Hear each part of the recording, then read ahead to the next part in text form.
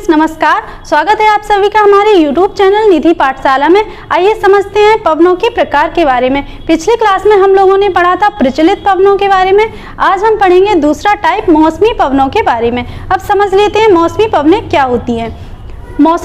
मौसम या समय के परिवर्तन के साथ साथ जिन पवनों की दिशा बदल जाती है उन्हें मौसमी पवनें कहा जाता है। ये आपको ध्यान रखना है। यानी जो मौसम के अनुसार या समय के अनुसार जिन पवनों की दिशा बदल जाती है उन्हें मौसमी पवनें कहा जाता है। उसके अलावा हम आज देखते हैं जो मौसमी पवनों में हमें पढ़ना है समुद्री समीर के बारे में और स्थलीय समीर के बारे में पढ़ना है। यानी सी ब्रीज और लैंड ब्रीज के बारे में आज हम लोगों को पढ़ना है। अब समझते हैं समुद्री समीर क्या होते हैं। तो समुद्री समीर हमेशा दिन में होते हैं। ये आपको याद रखना है। जो समुद्री समीर चलते हैं वो दिन में चलते हैं और जो स्थलीय समीर चलते हैं वो हमेशा रात में चलते हैं। ये आपको ध्यान रखना है। ये हम एक स्ट्रक्चर से समझते हैं। जो हम ये देख पा रहे हैं ये हमारा स्थल भाग है और ये हमारा समुद्री भाग है, जैसे कि आपको दिखाई दे रहा होगा।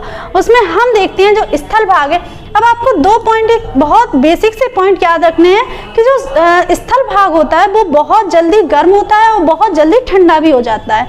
यानी जो सूर्य का प्रकाश पृथ्वी पर पड़ता है तो जो स्थल भाग होता है वो बहुत जल्दी गर्म भी होता है, बहुत जल्दी ठंडा भी हो जाता है। और जो वही अंतर है यानी उतना ही फर्क है समुद्री जल में। जो समुद्र का जल होता है वो बहुत जल्दी गर्म नहीं होता है और बहुत जल्दी ठंडा भी नहीं होता है। यानी एक बार गर्म होने के बाद बहुत जल्दी ठंडा नहीं होता है। ये आपको ध्यान रखना है। तो उसी तरीके से हम इसमें देख पा रहे हैं ये हमारा स्थल भाग है और ये हमारा समुद्री भाग है। तो जब सूर्य का प्रकाश पृथ्वी पर पड़ेगा यानी स्थलीय भाग पर जो सूर्य का प्रकाश पड़ेगा तो पृथ्वी गर्म हो जाएगी, यानी स्थल भाग हमारा गर्म हो जाएगा।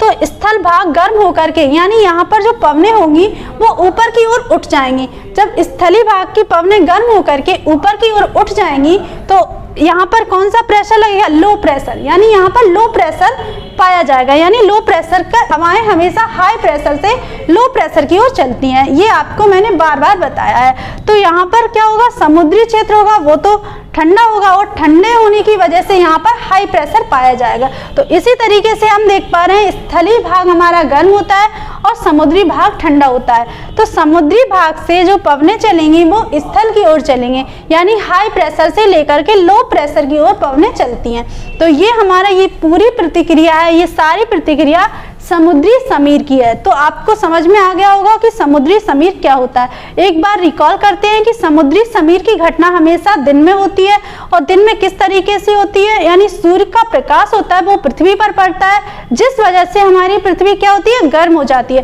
और पृथ्वी गर्म होकर के वहां पर जो हवाएं होंगी वो धीरे धीरे गर्म होकर के ऊपर की ओर उठने लगेंगी। और जब ये हवाएं ऊपर की ओर उठ जाएंगी तो वहां पर लो प्रेशर पाया जाएगा, यानी लो प्रेशर क्रिएट हो जाएगा। तो हवाएं हमेशा हाई प्रेशर से लेकर के लो प्रेशर की ओर चलती हैं, जिस वजह से हमेशा हवाएं कैसी चलेंगी?